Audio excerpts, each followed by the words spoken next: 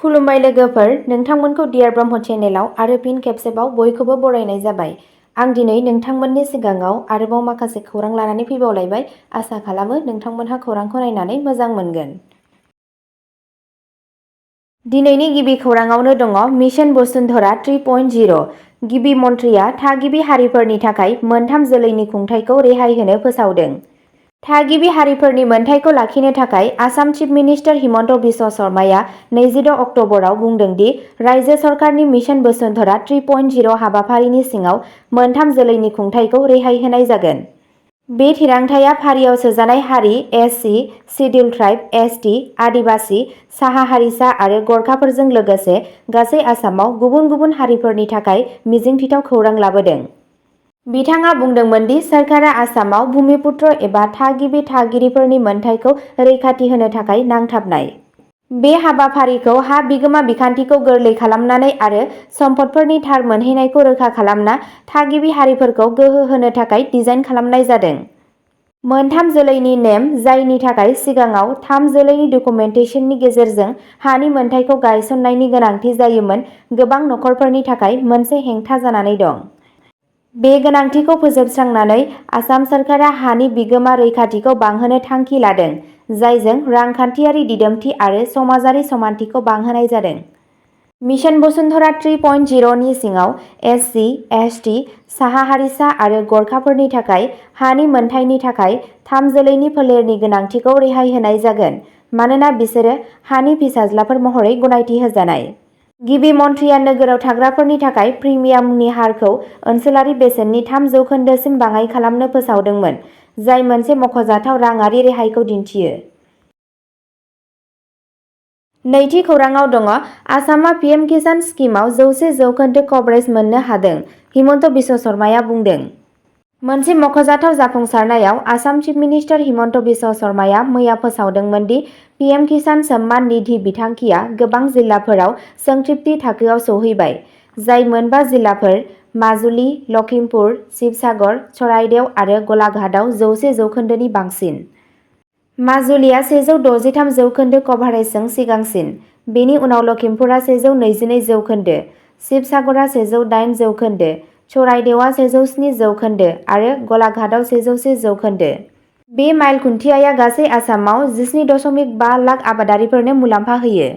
हिमन्त बिश्व शर्माया गोजौ आसाम ओनसोलनि सोमोनांथाव दिन्थिफुंनायखौ बाख्नायदोंमोन आरो आबादारि सुबुं समाजखौ जौगाहोनो थाखाय सरकारनि रादायखौ फिन खेबसे रोखा खालामदोंमोन। 2018 मायथाइयाव जागायजेननाय पिएम किसान बिथांखिया गासै भारतआव आरजाथाव आबादारि नखरफोरनो 6,000 रांनि बोसोरारि राङारि हेफाजाब होयो। पिएम किसान सम्मान निधि बिथांखि आरो बेनि गोहोमनि बागै बांसिन गुदि खिथानि थाखाय नोंथाङा अनलाइन खौरां प्लेटफर्म एबा मावख'आरि सोरखारि वेबसाइटआव थांनो हागोन।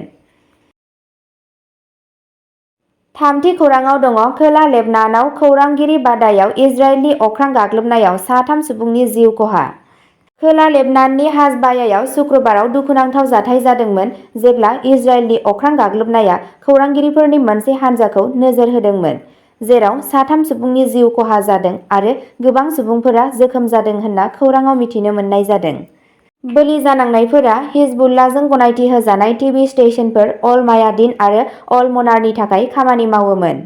इजराइल हिजबुल्लाह दावहाखौ कभार खालामनानै अल जजीरा आरो स्काई निउज आरबजों लोगोसे गुबुन गुबुन आउटलेटफोरनि सा 18 खौरांगिरिफोरखौ बे ओनसोलाव दोननाय जादोंमोन। बायजोआव गारिफोराव रोखा प्रेस नेरसोनफोर थासेयावबो अख्रां गाग्लोबनाया गाग्लोबदोंमोन। मोनथाय हानजाफोरा गाग्लोबनायखौ सोंखारिदों, बुंदोंमोन दि खौरांगिरिफोरा गेजेर हायुंआरि आयेननि सिङाव नोगोरारिफोर आरो बिसोरखौ नोजोर होनाया मोनसे दावहायारि दाय। लेबनाननि खारिथि मन्थ्रि जियाद माख्रिआ बे आबेगखौ गोमखांहोदोंमोन। 9 अक्टबरनिफ्राय इजराइलआ सा 12 खौरांगिरिफोरखौ बुथारदों, जायजों प्रेस रैखाथिनि थाखाय जिंगा सिखांदों। मोनद' मोनथाय हानजाफोरा मोनदोंमोन दि राइटार्सनि सावगारि सेबखांग्रा इसाम आब्दुल्लाहनि थैनाया रोखायै साननानै लानायमोन। स्काई निउज आरबनि डेरिन एल हेलवेआ खौरांगिरिफोरनि सायाव हरतालनि गुसु गोहोमखौ बरनायदोंमोन। बे जाथाया इजराइलनि मावथायफोर आरो खौरां बिजोंनि उदांस्रिनि सायाव गोथौ जिंगा सिखांदों। ब्रैथि खौराङाव दङ एक्स-हाजबेन्डखौ बुथारनायनि दायाव आइजोजों लोगोसे 2 सुबुंखौ हमदों।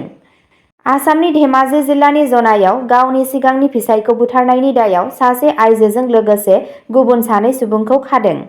हमजानाय आइजोनि सिनायथिखौ बनिता ताओ आरो सानै गुबुन सुबुंफोरखौ अमर ताओ आरो अशोक ताओ होनना मिथिनाय जादों। बुथारजानाय भुवन कनवारखौ सन्देह गोनां थासारियाव थैनाय मोननाय जादोंमोन। गिबि नायबिजिरनायाव मिथिनो मोनो दि सन्देह गोनां सुबुंफोरा पुलिसखौ नंखाय लामायाव लांनो नाजानायाव बुथारनायखौ गावखौ फोथैनाय महरै दिन्थिनो नाजादोंमोन। बुथारजानाय नखरनि सुबुंफोरा भुवननि बारग' बिसि बनिताखौ बुथारनायनि मास्टारमाइन्ड होनना दाय होदों। बिथांमोनहा दायनिगिरि सुबुंफोरनि बेरेखायै गोख्रों राहा लानो दाबि खालामनानै गावसोरनि दुखु आरो रागाखौ फोरमायदों। जाथायनि सायाव नायबिजिरनाय जागायबाय। बाथि खौराङाव दङ चुटिया हारिया गलाघाटआव एसटि बिमुंनि दाबिखौ लानानै गोख्रों सोमावसारदों।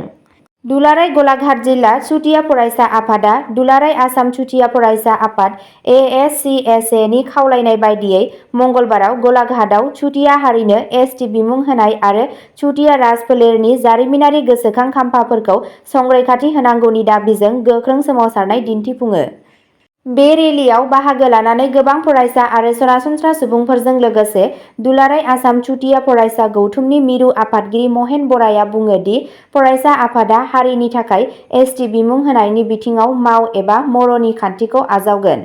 बिथाङा चुटिया राजफोलेरनि जारिमिनारि गोसोखां खाम्फाफोरनि रैखाथि आरो सरकारजों बेफोरखौ समायना खालामनायनि गोनांथिखौबो रेबगान्थि खालामो। गावनि बिबुंथियाव बिथाङा बुंदोंमोन दि खुंथायाव थानाय बिजेपिआ गोबां नंखाय खोथा होनानै रायजोआव सोरखार दानो खाबु मोनदोंमोन। अदेबानि फैगौ समाव बेबादि थगायसुला दोलोनो जेबो खाबु होनाय जानाय नङा जेब्लासिम चुटिया हारिया न्याय मोना। प्रेसिडेन्टआ बेखौबो बुंफिनदोंमोन दि गिबि मन्थ्रिजों बानायजानाय थुनफावथायखौ होबथानांगौ आरो गोख्रोङै बुंदोंमोन दि सोरखारा फैगौ 6 दाननि गेजेराव हारिनो एसटि थामान होनांगोन, नङाब्ला मोनसे गोख्रों हेंथा दिन्थिफुंनाय जागायनाय जागोन आरो 2026 मायथाइयाव खुंथायाव थानाय गोरोबथाखौ गोदान सोरखार दानायनिफ्राय होबथानाय जागोन। बिथाङा केबिनेट मन्थ्रिफोरनि मासियाव अजन्ता नेउग आरो अतुल बरानि उदां बिफावखौबो सोंखारिदोंमोन। द'थि खौराङाव दङ आसाम आयेन आफादनि बुंथिगिरि बिस्वजित दैमारिया अस्ट्रेलियानि सिडनीआव जानो गोनां कमनवेल्थ पार्लियामेन्टारि एस'सिएशननि 67थि जथुम्मायाव बाहागो लागोन। समाज बिजोंनि गेजेरजों मिथिनो मोननाय बायदियैब्ला अस्ट्रेलियानि सिडनीआव जानो गोनां कमनवेल्थ पार्लियामेन्टारि एस'सिएशननि 67थि जथुम्मायाव बाहागो लाहैगोन बर'नि गोख्रों दैदेनगिरि आसाम आयेन आफादनि बुंथिगिरि बिस्वजित दैमारिया। अस्ट्रेलियानि सिडनीआव जानो गोनां कमनवेल्थ पार्लियामेन्टारि एस'सिएशननि 67थि जथुम्मायाव बाहागो लानो थाखाय आसाम आयेन आफादनि बुंथिगिरि बिस्वजित दैमारिया मैया ओंखारलांबाय होनना खौराङाव फोरमायनायखौ मिथिनो मोननाय जादों। बेजों लोगोसे बिथाङा फिलिपाइन्स आरो सिंगापुरनि संसदआवबो दावबायहैगोन। बिसोरनि संसदारि राहाफोरनि सोमोन्दै बिफानारिफोरजों बिथाङा सावरायगोन। थामथि खेबनि थाखाय मुलुगनां कमनवेल्थ पार्लियामेन्टारि एस'सिएशन (CPA) नि मावफुं सोद्रोमा महरै भारतनिफ्राय कमनवेल्थ पार्लियामेन्टारि एस'सिएशनआ बिथां दैमारिखौ थिसनबावबाय होनना खौराङाव मोननाय जादों। बे हिसाबै मावफुं सोद्रोमा महरै मैया अस्ट्रेलियानि सिडनीआव जानो गोनां मुलुगनां CPA जथुम्मायाव बाहागो लानो बिथां दैमारिया ओंखारलाङो। बिथांजों लोगोसे आसाम आयेन आफादनि लेङाइ बुंथिगिरि ड नुमल ममिन आरो आसाम आयेन आफादनि नेहाथारि बिथाङाबो दावबायनायाव दंफायो होनना खौराङाव मोननाय जादों। स्निथि खौराङाव दङ भारत बांलादेश सिमनायाव मोन 12 गोदान पुलिस स्टेशन बानायनायनि बिथांखि फोसावबाय। आसामनि गिबि मन्थ्रि ड हिमन्त बिश्व शर्माया भारत बांलादेश सिमना साखाथियाव मोन 12 गोदान पुलिस स्टेशन गायसननायनि बिथांखि फोसावदों। बे बिथांखिनि थांखिया मिरुआरि एजेन्सिफोरजों समानथिखौ बांहोनाय आरो ओनसोलाव रैखाथि राहाफोरखौ गोख्रों खालामनाय। मोन 12 रायजो सिमना आउटपस्ट गायसननायनि थाखाय हाबाफारिया सोलिगासिनो। बेराफारसे हारिमायारि सिमनाजों नांजाबनाय मोन 9 सिमना पुलिस स्टेशनफोर गायसननायनि प्रप'जाल मोननो हादों, जायनि सायाव सांग्राङै सावरायनाया सोलिगासिनो। सिमनाजों नांजाबनाय जिल्ला काछार, करिमगन्ज, धुबरी, खोला सालमारा बायदि जिल्लाफोराव बेखौ बानायनाय जागोन होनना खौराङाव फोरमायनायखौ मिथिनो मोननाय जादों। 8थि खौराङाव दङ गावनि प्रेगनेन्ट गार्लफ्रेन्डखौ बुथारनायनि दायाव सानै सुबुंखौ खादों। खौरां बिजोंनिफ्राय मिथिनो मोननाय बायदियैब्ला दिल्ली पुलिसआ हारियानायाव सासे 19 बोसोर बैसोनि गोर्बोआव थानाय आइजोखौ बुथारनाय आरो बिनि गोथै सह'खौ फबनायनि दायाव सानै सुबुंखौ खादों। रिपर्टनि बायदियैब्ला बुथारजानायनि बयफ्रेन्ड सन्जु आरो लोगो पंकजआ दायखौ सिमान लादोंमोन। सासे थामथि सन्देह गोनां ऋतिकआ खारखोमानानै दं। सन्जु आरो पंकजआ बेनि जायगाखौ फोरमायनायनि उनाव पुलिसआ बुथारजाग्रानि गोथै सह'खौ मोनसे लांदां जायगायाव 4 फुट गोथौ हाखराव मोनदोंमोन। गाग्लोबजाग्रानि नखरा दाबि खालामो दि बियो सासे ससियेल मिडिया गोहोम खोख्लैग्रामोन आरो सन्देह गोनां सुबुंखौ नंखाय मुंजों लोगो हमदोंमोन। पुलिसआ गाग्लोबजाग्रानि गोर्बोआव थानायनि फोरमायथिजों लोगोसे गासैबो बिथिंखौ नायबिजिरगासिनो दं। नखरा दायनिगिरिनि बेरेखायै गोख्रों राहा लानो दाबि खालामदों। गुथि खौराङाव दङ हायुंआरि हाबनाय आनजाद जइन्ट एन्ट्रेन्स एग्जामिनेशनआव फेल जानायनि उनाव 17 बोसोर बैसोनि आनजादगिरिया गावखौ फोथैना लायो। पुलिसआ सनिबाराव फोरमायथिनाय बायदिब्ला सासे 17 बोसोर बैसोनि हिनजावसा जाय जथाय हाबनाय आनजाद JEE नि थाखाय थियारि खालामगासिनो दंमोन, गोदान दिल्लीआव गाहाय इन्जिनियारिं फसंथानफोराव मुं थिसननायनि थाखाय गोनां हायुंआरि हाबनाय आनजादखौ उथ्रिनो हायैनि जाहोनाव गावखौ फोथैना लायो। खौरां मोन्नाय बायदिब्ला 12 थाखोनि फरायसाया गांसे सुइसाइड नोट गालांदोंमोन, उनदाहा फोरमायदोंमोन आरो गावनि बिमा-बिफानाव JEE उथ्रिनो हायैनि थाखाय निमाहा बिदोंमोन। रिपर्टनि बायदियैब्ला मैया 11:25 रिंगायाव PS जामिया नोगोराव अख्ला गाहाय हाथाइनि मोनसे बिल्डिंनि 7थि थालानि उखुमनिफ्राय बाज्रुमनाय 17 बोसोर बैसोनि सासे हिनजावसानि सोमोन्दै PCR कल फैदोंमोन। बिथांजोआ 12थि थाखोआव उथ्रिखांनायनि उनाव JEE नि थाखाय थियारि खालामगासिनो दंमोन। बिथांजोआ फरायनायनि नारसिनथायखौ मुंख'नानै आरो मोनसे जाहोन महरै मिजिंथिनायखौ आबुं खालामैनि थाखाय गांसे सुइसाइड नोट गालांदों होनना दिल्ली पुलिसआ फोरमायदों।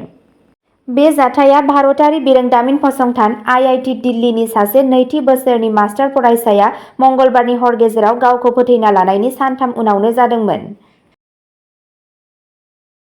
जिथि खौराङाव दङ आसामनि पर्बतझरायाव हाग्रायाव गोमानाय सेंग्रानि गोथै सह' मोनदों।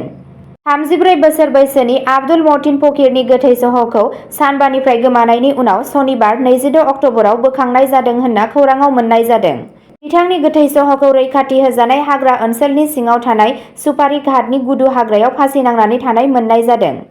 शहर आली मुनसिरनि फिसाज्ला आरो तुरिया हाजोआरि गामिनि थागिरि आब्दुल मतिन फकीरआ 20 अक्ट'बरनिफ्राय गोमानायनि खौरां मोन्नाय जादों। बिथांनि नखरा सुपारी घाट हाग्रायाव नागिरनाय समाव बिथांनि गोथै सह'खौ नागिरना मोनो आरो बिबानगिरिफोरखौ सांग्रां खालामो। पुलिसआ थैनाय सुबुंखौ सिनायथि होबाय आरो बिथांनि थैनायनि सोरगिदिं थानाय थासारिखौबो नायबिजिरगासिनो दं। केसनि आखुथाया रोखा नङा। मावख'आरिफोरा बुंदोंमोन दि बेखौ थि खालामनाय जागोन दि बे जाथाया मोनसे सानथांखि खालामना बुथारनाय ना गावखौ फोथैनायमोन। पर्बतझरा दालाइ खोन्दोआरि बिजिरसालि आरो काजिगांव पुलिसनि बिबानगिरिफोरा जाथाय जायगायाव दंमोन। थैनायनि जाहोननि सोमोन्दै आरोबाव गुमुर मिथिनो थाखाय गोथै सह'खौ पस्टमर्टेम आनजादनि थाखाय दैथायहरनाय जादों।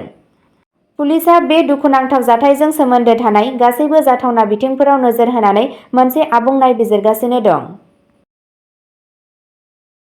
अब्ला दिनैनि खौरांआ एसेनोसै। जाय बिथांमोनहा सानसेनि फानजामुथिखौ नायनानै मोजां मोनो, स्क्रिनआव होनाय चेनेल बड' इनफ' पइन्टआव थांनानै नायहैनो हागोन। चेनेलनि लिंकखौ डिस्क्रिप्शनाव होनाय जादों।